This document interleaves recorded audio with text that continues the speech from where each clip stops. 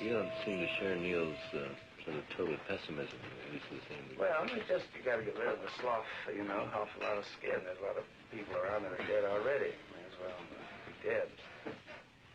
You know, this is pretty... Free will's like a great who? thing. Well, all the extremists, all the civil rights, all the kidding, anybody on any extreme, on every side, that's right. Yeah. You gotta have a panoramic view to this thing. The Earth's gonna tilt a little bit, the natural catastrophes are happening everywhere, all the forms are dead. You know, you can handle, say you talk to a policeman, you know, all forms are known.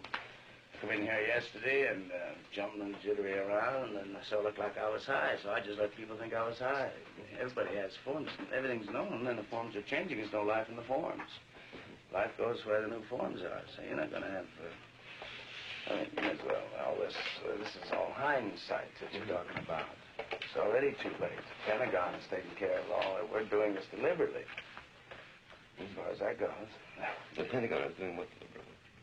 Well, I don't know who's running the country. Do you? No, I have no idea who's running the country. Well, then what's that's the whole point. Nobody knows who's running the country anymore.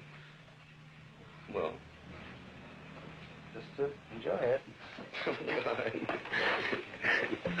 For years it's been something like that.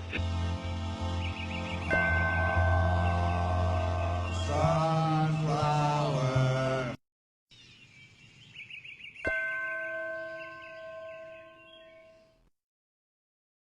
China has become paranoid. The United States is the cause of the paranoia.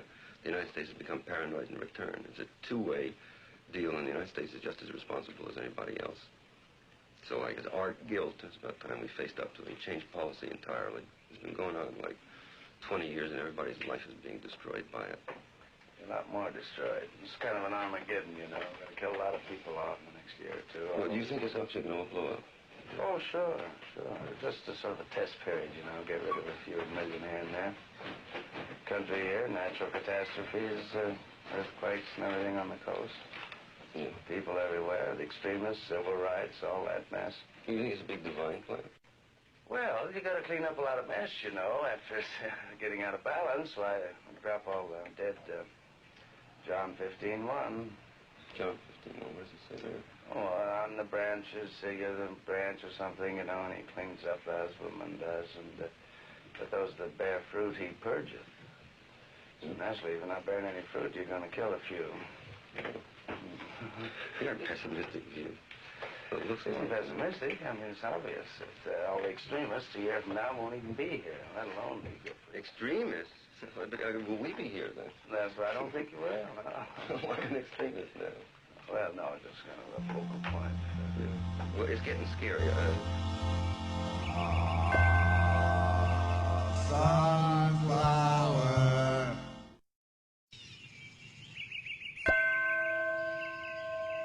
May 7th, back to work on BOA plane, leaving Prague airport. Rainy day, and the ship whistling hath begun the ascent. And the communists have nothing to offer but fat cheeks and eyeglasses and lying policemen. And the capitalists proffer napalm and money in green suitcases to the naked. And the communists create heavy industry, but the heart is also heavy. And the beautiful engineers are all dead. The secret technicians conspire for their own glamour in the future, but now drink vodka and lament the security forces. And the capitalists drink gin and whiskey on airplanes, but let Indian brown millions starve. And when communist and capitalist assholes tangle, the just man is arrested or robbed or had his head cut off, but not like Kabir, the Indian saint. And the cigarette cough of the just man above the clouds in the bright sunshine is a salute to the health of the blue sky. For I was arrested thrice in Prague, once for singing drunk on Narodny Street, once for losing my notebooks of sex, politics, dreams, and once for having unusual sex opinions. And I was sent from Havana by plane, by detectives in green uniform. And I was sent from Prague by plane, by detectives in Czechoslovakian business suits, card players out of Cezanne.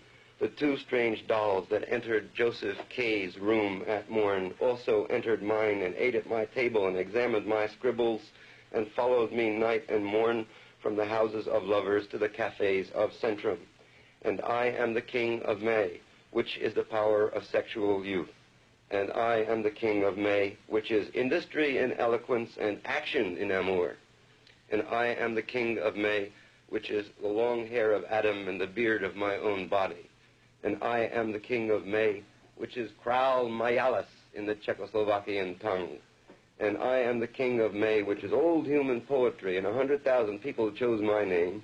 And I am the king of May, and in a few minutes I will arrive at London airport. And I am the king of May, naturally, for I am of Slavic parentage and a Buddhist Jew who worships the Sacred Heart of Christ, the blue body of Krishna, the straight back of Ram, the beads of Chango the Nigerian, singing Shiva, Shiva in a manner which I have invented. And the king of May is a Middle European honor, mine in the 20th century, despite spaceships and the time machine, because I heard the voice of Blake in a vision and repeat that voice. And I am the king of May that sleeps with youth. And I am the king of May that I may be expelled from my kingdom with honor as of old, to show the difference between Caesar's kingdom and the kingdom of the May of man. And I am the king of May, though paranoid, for the kingdom of May is too beautiful to last for more than a month. And I am the king of May because I touched my finger to my forehead, saluting a beautiful girl with trembling hands who said, "One moment, Mr. Ginsberg," before a fat young policeman stepped between our bodies. I was going to England. And I am the king of May, returning to see Bunhill Fields and walk on Hampstead Heath.